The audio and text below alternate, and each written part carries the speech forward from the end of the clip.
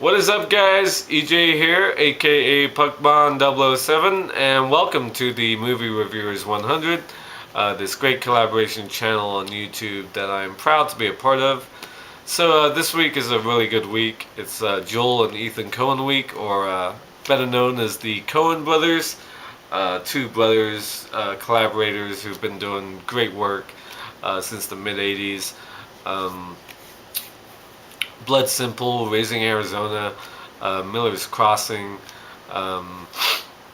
Fargo, of course, The Big Lebowski, Brother, Where Art Thou, The Man Who Wasn't There, recent years, of course, No Country for Old Men, which they won the Academy Award for, and True Grit, the great Western remake from a couple of years ago, which Alan reviewed yesterday. True Grit, I absolutely loved the remake. One of my favorite westerns of recent years. Fantastic film, great cast, great performances, and just a really great movie. But the film I'm going to talk about today is a little bit sort of down on the list of Coen Brothers films. They haven't really made a bad movie, in my opinion. Of all the films I've seen, and the only film I haven't seen is probably The Hudsucker Proxy. I don't think I've ever seen that. I know I've heard of it and heard a lot about it, but I don't think I've actually watched it.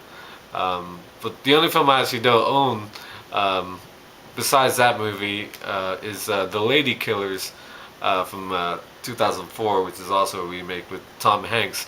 I enjoyed that film, I just didn't love it, and I just never felt the urge to buy it when it came around to that. So the film I'm going to talk about today is a film that came out prior to that year, from 2003. And that's Intolerable Cruelty, starring George Clooney and Catherine Zeta-Jones. I picked this one because it's a romantic comedy, basically, and I didn't think most of the other guys would go for this movie.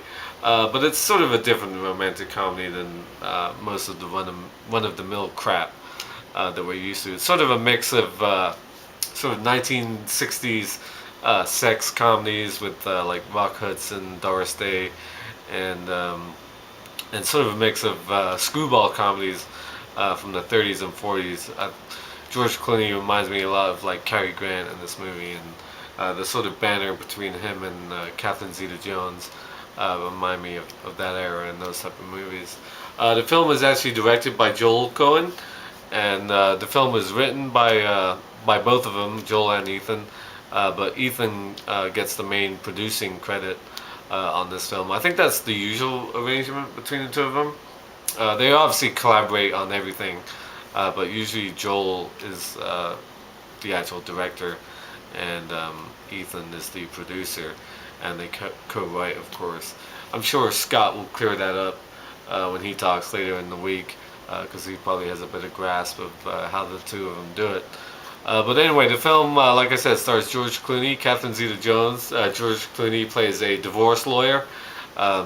Very smooth, very fast-talking, always on the ball. The first shot we see of him, we see him getting his like teeth done in a dentist chair. So he's very well put together and has his shit together, basically.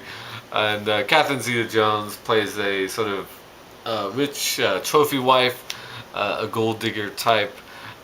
That's basically the gist of the movie. She's trying to marry rich guys and then divorce them a couple of months later on seemingly whatever grounds she can find to get their money, to get at least half the assets, because the film takes place in California, and if you're not familiar with Californian divorce laws, usually 50% goes to the wives in divorce settlements.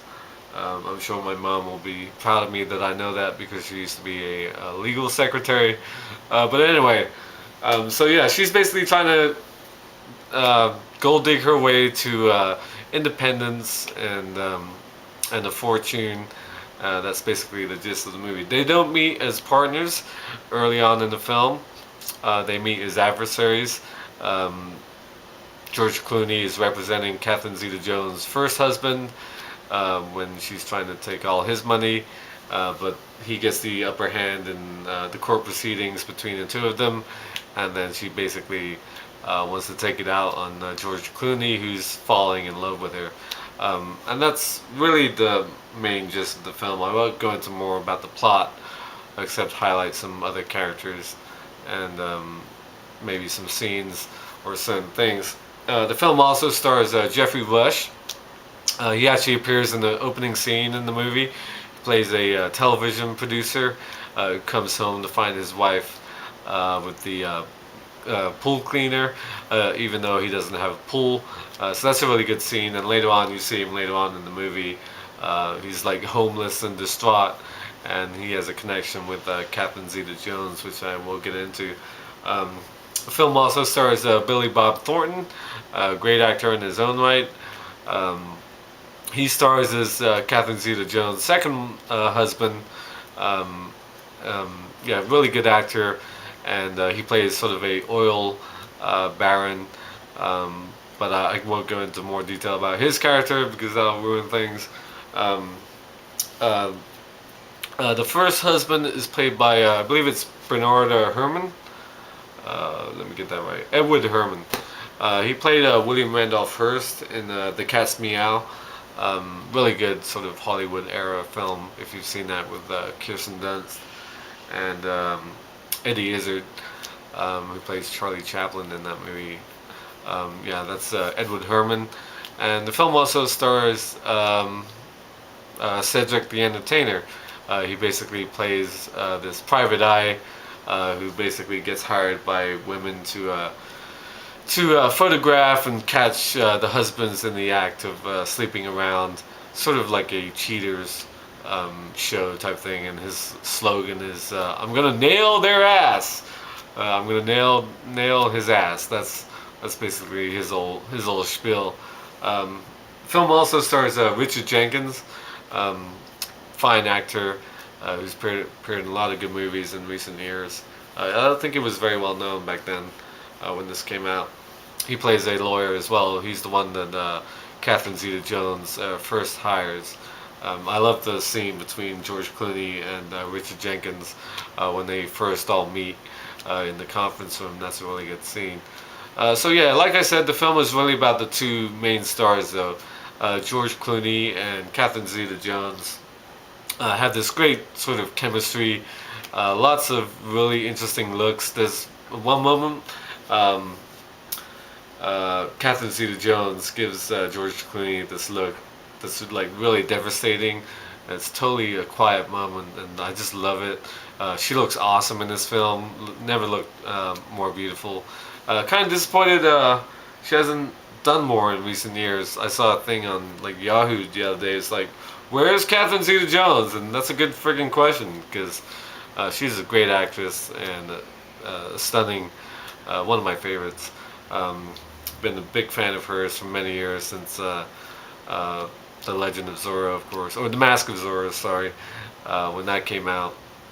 But if you know British TV, like most of my fellow Movie Reviewer 100 comrades do, you're probably familiar with Catherine Zeta-Jones back in the early 90s and late 80s, and some of her British television work.